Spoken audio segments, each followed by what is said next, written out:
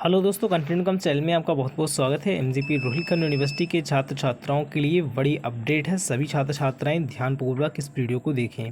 MGP Rohilkhand university में आप किसी भी कोर्सेज़ का एग्ज़ाम दे रहे हैं तो आपके लिए यूजी में है तो आपको इन्वायरमेंट एग्ज़ाम देना कंपलसरी होता है। 3 साल में या आपको ये एग्ज़ाम एक बार ज़रूर देना होगा। लेकिन इस एग्ज़ाम को बहुत सारे स्टूडेंट्स ऐसे हैं जो कि ज़्यादा सीरियसली नहीं लेते हैं और जिसके कारण हर साल बहुत अधिक संख्या में इन्वायरमेंट में छात्र छात्राएं फेल होते हैं और उसके बाद बड़ी बड़ी समस्याएं उनके सामने आ जाती हैं। तब उन्हें पता चलता है कि इसकी वैल्यू क्या है। इसको हल्के में बिल्कुल भी ना लें, इसमें बहुत अधिक संख्या में छात्र छात्राएं फेल होते हैं। तो आखिर अगर इसमें आप फेल हो गए या फिर इन्वायरमेंट का आपने एग्ज़ाम नहीं दिया तो आपको क्या क्या खामियाजा भुगतना पड़ सकता है। आपकी जो करियर है वो भी बर्बाद हो सकता है इस एक इन्वायरमेंट के एग्ज़ाम ना देने से या इसमें फेल हो जाने से। तो हम आपको सभी बताएंगे इस वीडियो में, आप लास्ट तक देखते रहें। इसके बाद हम आपको ये भी बताएंगे कि किस तरीके से आप बड़ी आसानी से इस इन्वायरमेंट के पेपर को क्लियर कर सकते हैं एक दिन ही पढ़ के। किस तरीके से आप करेंगे, क्या ट्रिक है, सभी कुछ हम आपको स्टेप बाय स्टेप बताएंगे। इसलिए आप वीडियो को लास्ट तक देखें। चैनल पर नया है तो सब्सक्राइब करें। तो आइए वीडियो को स्टार्ट करते हैं। सबसे पहली बात कि बहुत सारे स्टूडेंट्स ऐसे हैं जो इस पेपर को बिल्कुल सीरियसली नहीं लेते और इसमें पढ़ाई नहीं करते हैं, जिसकी वजह से या तो वो फेल हो जाते हैं, इसमें क्लियर नहीं कर पाते, या फिर वो एग्ज़ाम ही नहीं देते हैं। कुछ स्टूडेंट्स तो ऐसे होते हैं। लेकिन अगर आप इसका एग्ज़ाम नहीं देते हैं तो आपकी मार्कशीट तो मिल जाएगी, लेकिन उस पर लिखा होगा एनवायरनमेंट नॉट क्लियर्ड, जिसकी वजह से आपको आपके विश्वविद्यालय से सनद नहीं दी जाएगी। आपकी जो डिग्री है वो आपको नहीं मिल पाएगी किसी भी हाल में, जब तक कि आप एनवायरनमेंट को क्लियर नहीं करते।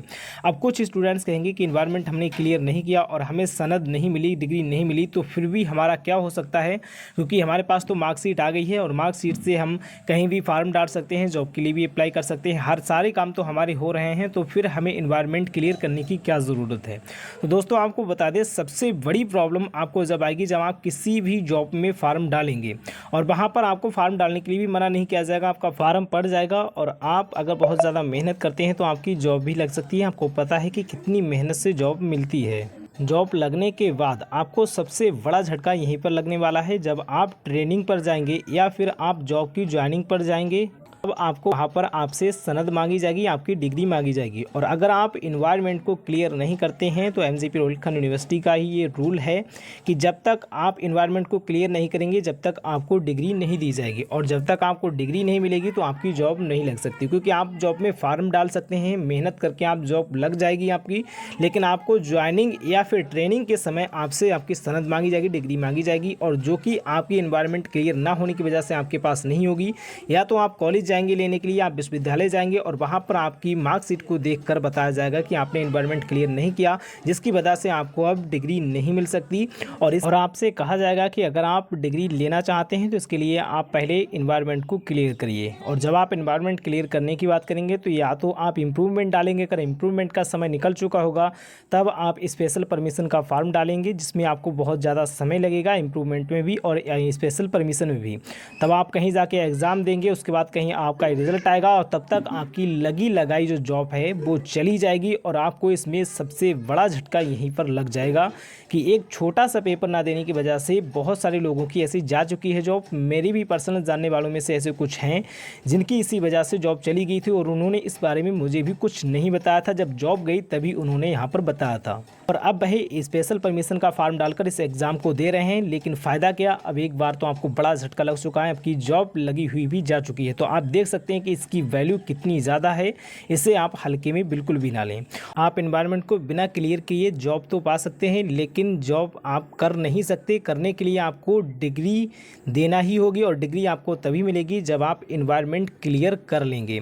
तो दोस्तों आपको यहाँ पर हम बताएंगे कि अगर आपने पढ़ाई नहीं की है तो अब आप 1-2 दिन में किस तरीके से एनवायरनमेंट को क्लियर करेंगे, क्या ट्रिक है, किस तरीके से हम आसानी से इस पेपर को क्लियर कर सकते हैं। तो ये अभी आपको बताएंगे। इसे जानने से पहले जिस कारण से स्टूडेंट्स जिस गलतियों की वजह से यहाँ पर फेल होते हैं, सबसे पहले वो आपके लिए जानना बहुत ही ज़रूरी है, ताकि आप वो गलती ना करो, जिससे कि आप पास हो जाओ और आपको दिक्कत यहाँ पर ना आए। उसके बाद में हम आपको बताएंगे कि क्या ट्रिक है जिससे आप बड़ी आसानी से क्वेश्चंस का आंसर दे सकते हैं OMR सीट पर। तो सबसे बड़ी गलती छात्र की होती है कि कम समय में इस एग्ज़ाम को क्लियर करके भाग जाते हैं। मैंने ऐसा देखा देखा है कि लगभग 30 से 35 मिनट में कुछ स्टूडेंट्स इसको करके चले जाते हैं और ये सबसे बड़ी गलती होती है कि बिना सोचे समझे आप जल्दीबाजी में आप करके चले जाते हो कि 100 में से 33 तो आ ही जाएंगे, लेकिन उन्हें पता नहीं है कि यहाँ पर 4 में से एक ही सही होता है। आपके सारे आंसर गलत भी जा सकते हैं, 1-2 अगर सही चला गया या 20-25 सही चले गए तो उनसे कुछ होने वाला नहीं है और उससे आप फेल हो जाओगे। और यहाँ पर दूसरा सबसे बड़ा कारण ये है क्योंकि ये जो कॉपी है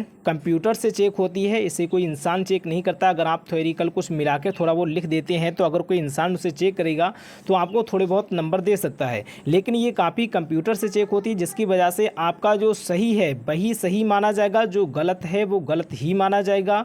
अगर आप 1 नंबर से फेल हो रहे हैं फिर भी आपको 1 नंबर से फेल कर दिया जाएगा क्योंकि वो कंप्यूटर है, आपकी फीलिंग्स को नहीं समझता। और अगर कोई इंसान आपको 1 नंबर से फेल हो रहा है तो हो सकता है वो 1 नंबर आपको बढ़ाकर दे दे कि 1 नंबर से क्या फेल होगा, चलो इसको पास ही कर देते हैं, लेकिन कंप्यूटर ऐसा नहीं करेगा। अगर आप 1 नंबर से फेल हैं तो 1 नंबर से फेल हो जाओगे। ऐसे बहुत स्टूडेंट्स हैं जो कि 1 नंबर से भी इन्वायरमेंट में फेल हुए हैं। तो आपको इसमें एक चीज़ बहुत ज़्यादा ध्यान रखनी है कि आपकी कॉपी जो है वो कंप्यूटर से चेक होगी, इसलिए आपको इसमें ज़रा सी भी छूट नहीं मिल पाएगी और आप बिल्कुल इसे ध्यानपूर्वक करें।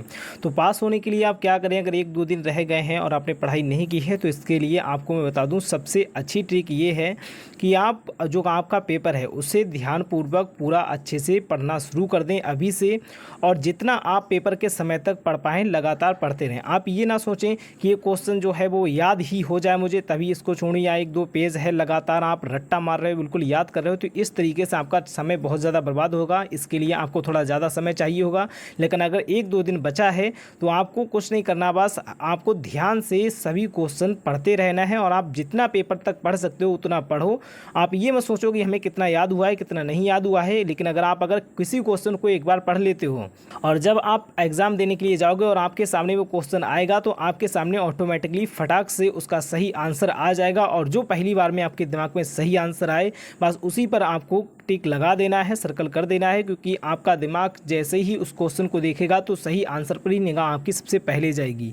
तो आप उसी को सही मानकर उस पर टिक लगा दें, इसकी वजह से आप पास हो सकते हैं। दूसरा, आपको जल्दबाजी में बिल्कुल भी पेपर नहीं करना है, बड़े आराम से लगभग 2 से ढाई घंटे में इस पेपर को करना है, बहुत आराम से। आपको 3 घंटे मिलते हैं तो आप 3 घंटे बैठ सकते हैं वहाँ पर। आपसे कोई ये नहीं कहेगा कि आप जल्दी जाओ जल्दी भागो। कोई अगर जल्दी जा रहा है तो कोई मतलब मत रखो।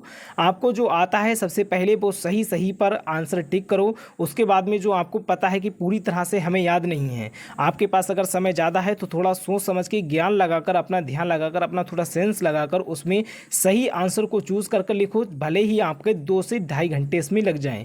इस तरीके से आप पेपर को कर सकते हो। अगर आप ध्यानपूर्वक और सोच समझ के क्वेश्चन का आंसर दोगे तब आप 100 में से 33 नंबर ला सकते हो या फिर थोड़ा उससे ऊपर ला सकते हो।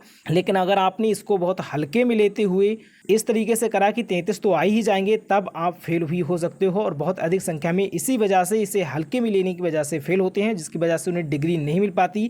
या तो वो डिग्री पाने के लिए इंप्रूवमेंट डालते हैं या फिर स्पेशल परमिशन जाते हैं, तो इसकी वैल्यू बहुत है। इसीलिए इस पेपर को बहुत ध्यानपूर्वक करना चाहिए। इसमें अधिक संख्या में छात्र छात्राएँ फेल होते हैं। और अगर आपके पास अभी से समय है या फिर आप कुछ दिनों के बाद इसका एग्ज़ाम देने वाले हैं तो आपने जैसी दूसरे पेपरों में मेहनत की थी उससे कहीं ज़्यादा इसमें मेहनत करें अगर इसमें पास होना है तो। इसीलिए आप इस पेपर को हल्के में बिल्कुल भी ना लें। इसकी वैल्यू भी उन पेपरों से कम नहीं है जो कि आप थ्योरिकल देते हैं। तो आपको वीडियो अच्छी लगी हो तो वीडियो को लाइक करें, चैनल को सब्सक्राइब करें। कोई क्वेश्चन है तो कमेंट बॉक्स या फिर टेलीग्राम चैनल पर हमें बता सकते हैं। इस वीडियो को ज़्यादा से ज़्यादा शेयर करें। Thank you so much.